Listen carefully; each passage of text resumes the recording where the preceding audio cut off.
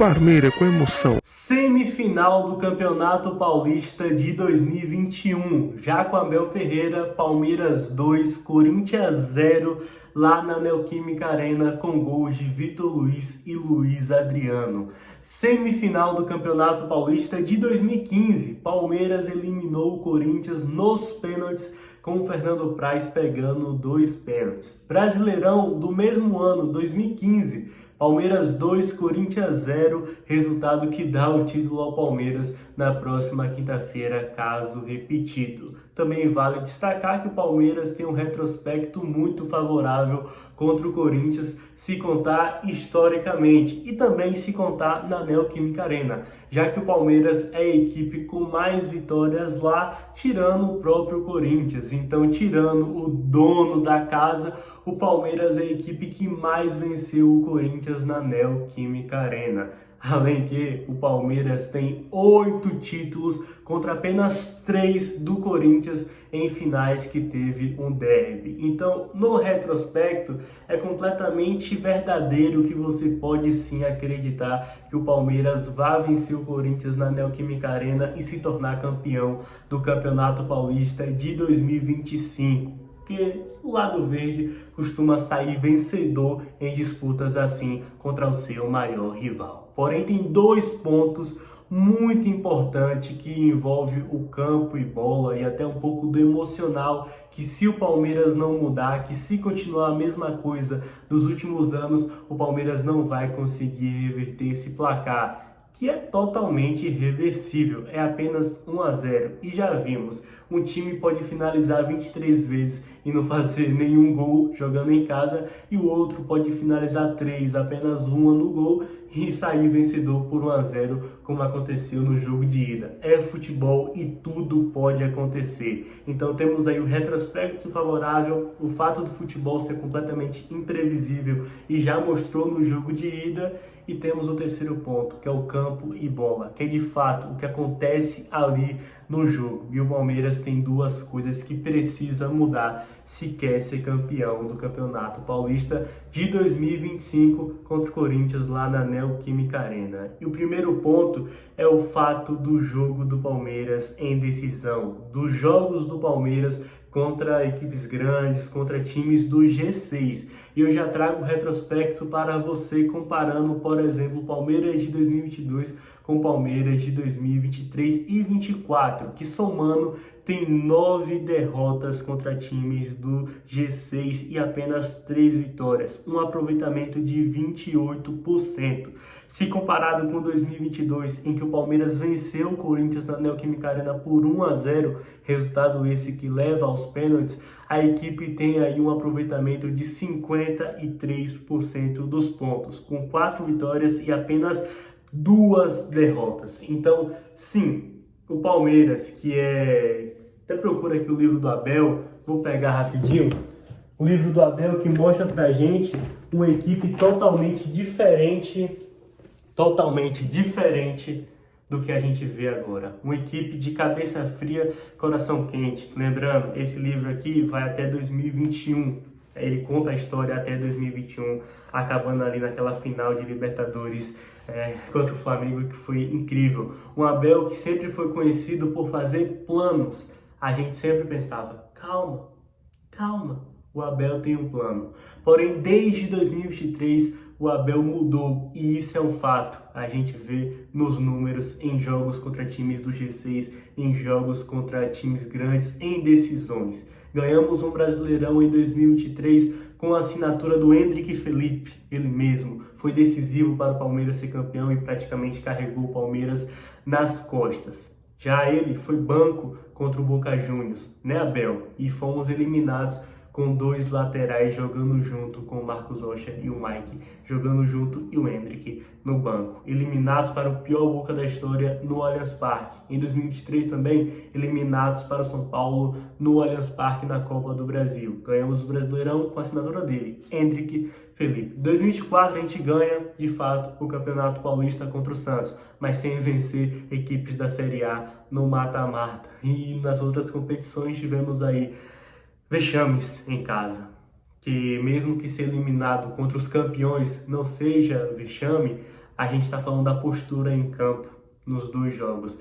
Contra o Flamengo, um segundo jogo bom, mas que não foi suficiente para reverter a postura patética que teve no Maracanã. Contra o Botafogo, novamente, o Palmeiras estava sendo humilhado em casa até acontecer 2 gols que a ciência não explica e até um terceiro do Gomes que foi anulado. Mas o Botafogo vencia por 2-0, 4-1 no agregado, até o Palmeiras achar 2 gols que também não foi o suficiente. O Palmeiras foi eliminado de novo.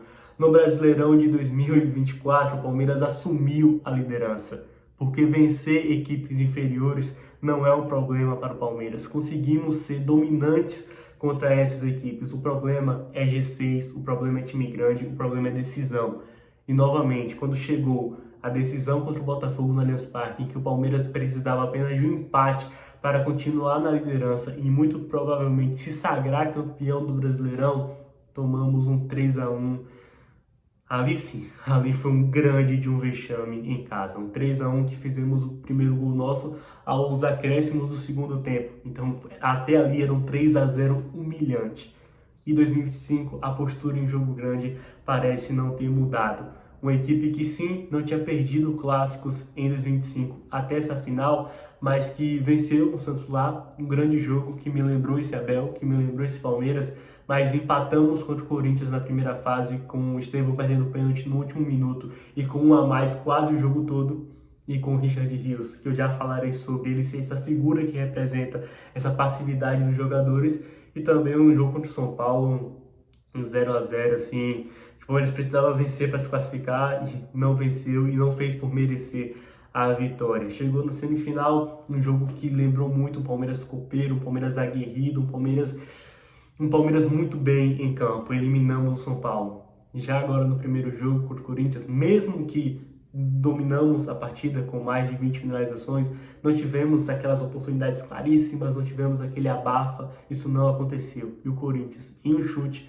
fez um gol. Porque o problema não está só na postura do Abel, também está na postura do Abel, e já falarei sobre o segundo ponto, mas sim na passividade dos jogadores, como a do Richard Rios, que há 3 derbys vem falhando. Falhou no derby na Neoquímica Arena 2-0, com gols de Garro e Yuri Alberto. Ele falha no gol do Yuri Alberto e no gol do Garro também. Ele falha no primeiro jogo, na fase de grupos, ele dá a bola para o Depay fazer o gol.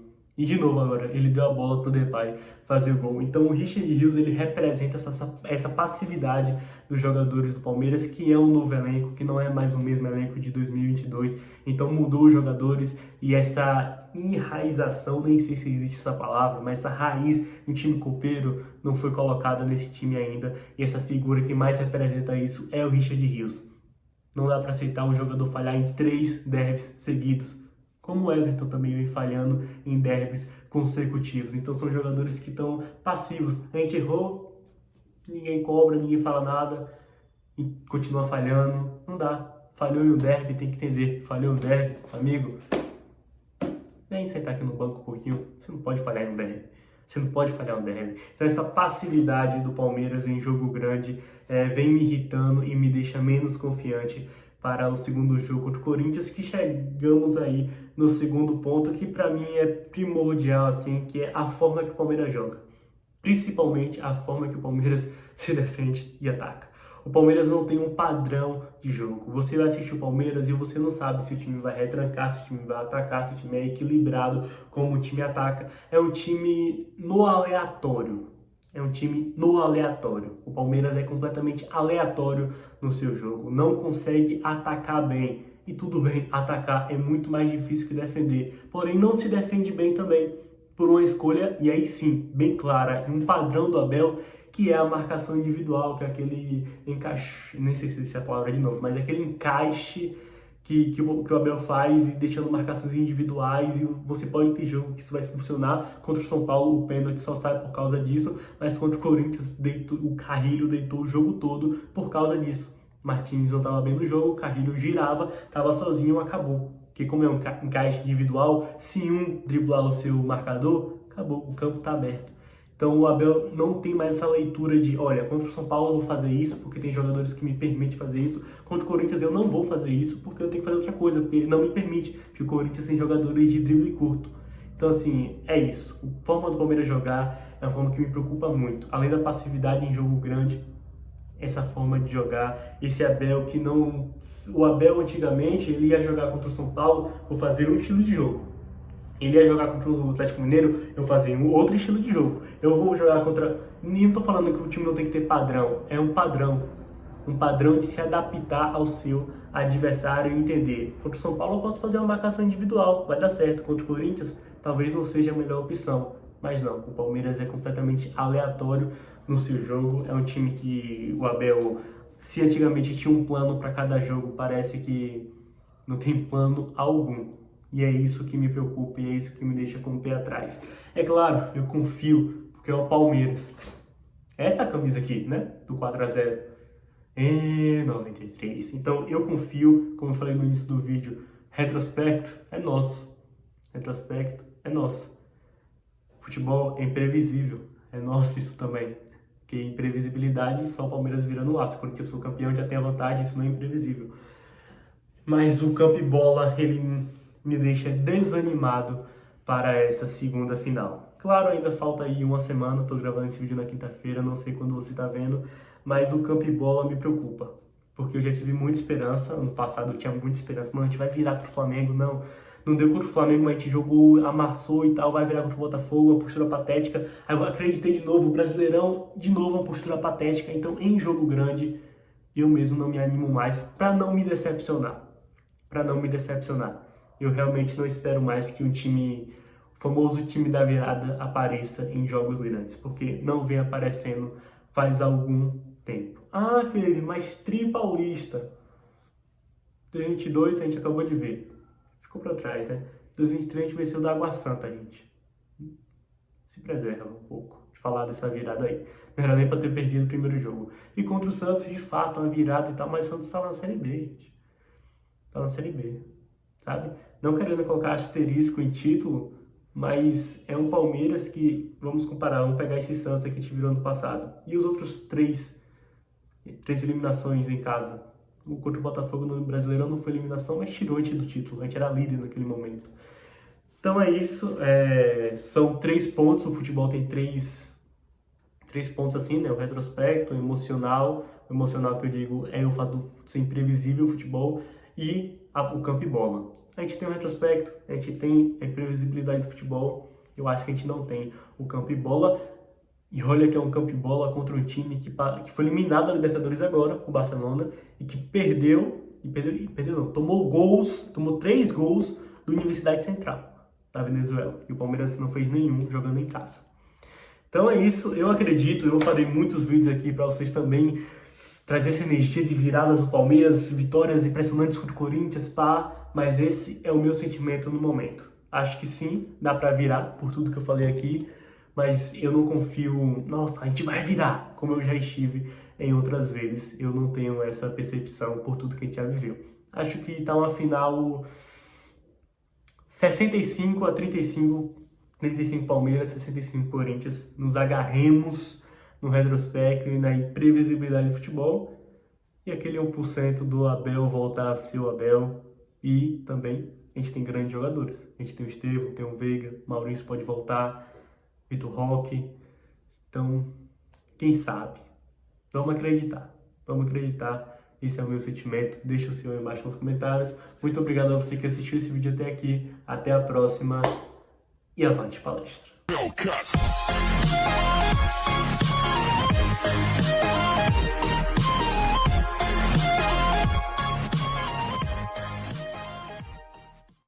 Like a Hellcat.